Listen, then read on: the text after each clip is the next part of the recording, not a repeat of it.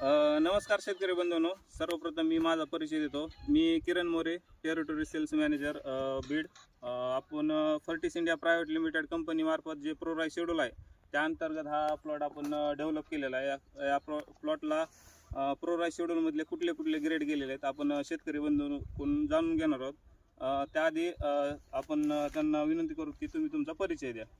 नमस्कार, माझं नाव ज्ञानेश्वर धनराज देशमुख, मी राहणार कन्नापूर. तर सुरुवातीच्या काळात मी याला ॲक्टिंग आणि ट्रायकोची ड्रिचिंग घेतली.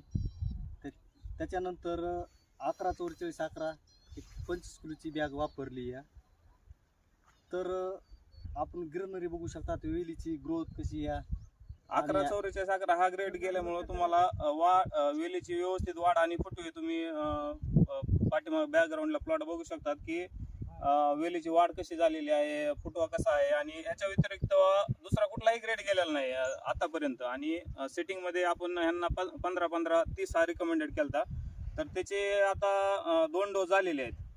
15-15-30चे 2 डोस झाले. तर गिरनरी बघू शकतात कशी, फुटवा कसा या. कारण या प्लॉटमध्ये भुरी डावणीचा अजून अटॅक काहीच नाही. आणि एक महत्त्वाचा मुद्दा सांगायचा म्हणजे आपल्यासोबत जे शेतकरी आहेत, प्रगतशील शेतकरी, गेली 3 वर्ष प्रोराईज शेड्यूलला जोडलेले आहेत. त्याआधी पण त्यांनी खरबूज करत होते. त्या आधीचा अनुभव काय होता त्यांचा आणि प्रोराईज शेड्यूल वापरल्यापासून त्यांना ॲव्हरेजमध्ये असेल, प्लॉटमध्ये असेल आणि त्यांच्या खर्चामध्ये बचत झाली का नाही, आपण ते विचारून करू. तर तुम्ही प्रोराईज शेड्यूल वापरायच्या आधी पण खरबूज करत होतात, तर ते करताना तुम्हाला कुठल्या गोष्टीचा अडथळा येत होता किंवा मग साईजला काय कुठल्या प्रॉब्लेम येत होते का? आणि प्रोराईज शेड्यूल वापरल्यानंतर तुम्ही कुठल्या गोष्टी हे लक्षात आले की हे वापरल्यानंतर आपला ह्या गोष्टीत फायदा झाला? मी दरवर्षी मी 4 वर्ष झालं खरबूज करतोय. 4 वर्षात 2 वर्ष मी रेग्युलर ग्रेड वापरले.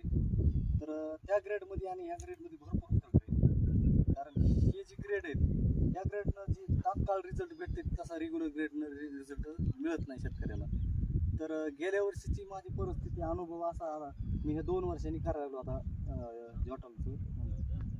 तर गेल्या वर्षी मला 31 गुंठ्यामध्ये 18 टन माल निघाला. तर साईज एकदम नंबर 1 साईज होती. 1 किलोच्या पूर्णच प्रत्येक फळ होतं. 2 किलो जवळजवळ गेलं फळ. आणि प्रोराईज शेड्यूल वापरायच्या आधीचा अनुभव काय होता तुमचा? रेग्युलर साईज मध्ये काही फरक पडत होता आणि खर्चामध्ये काही बचत झाली का? खर्च तर जे व्हायचा तो होतच होता. लाख रुपये जवळजवळ खर्च जायचा, पण आपल्याला 10 टनाच्या पुढे मी कधी सरकवलं नाही रेग्युलर ग्रेडनं. आणि गेल्या वर्षी मला, कारण क्षेत्र 31 गुंठे आणि माल त्याच्यापेक्षा डबल 18 टन माल निघाला. सांगताल का? आणि 100%. कारण आपली जी 11-44 असेल, 15-15-30 असेल, 6-45-6 असेल, असे ग्रेड आहेत की एकदम सुटेबल, एकदम छान ग्रेड आहेत. तर हा होता कन्नापूर गावातील शेतकऱ्याचा अनुभव. जवळपास गावात एक 20-25 एकर खरबूज होतोय.